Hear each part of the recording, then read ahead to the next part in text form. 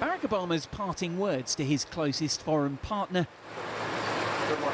were good luck.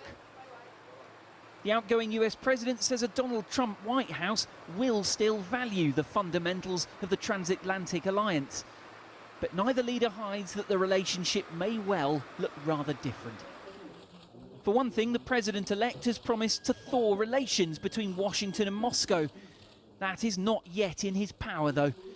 European and US leaders have agreed to extend sanctions over Russia's annexation of Crimea.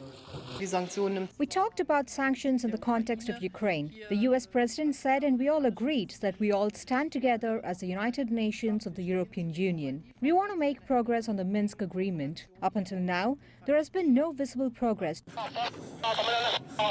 Further punishment over Syria is also in their sights. Officials on both sides of the Atlantic accuse Vladimir Putin of pushing for advantage on the ground ahead of the American transition, despite mass civilian casualties.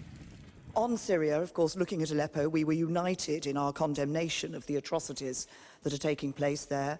We agreed the need to keep up the pressure on Russia, including the possibility of sanctions on those who breach international humanitarian law. Such measures have been central to the Chancellor's arsenal, to date with US support. If it should come to that the new US president would change his position on the sanctions regime, I think a lot of other European nations could also shift to the US policy, and that would make it very hard for Chancellor Merkel to keep up support in Germany as well. As Obama departs, Europe is still holding its breath. Much about what's to come seems to remain an educated guess, even at the highest level.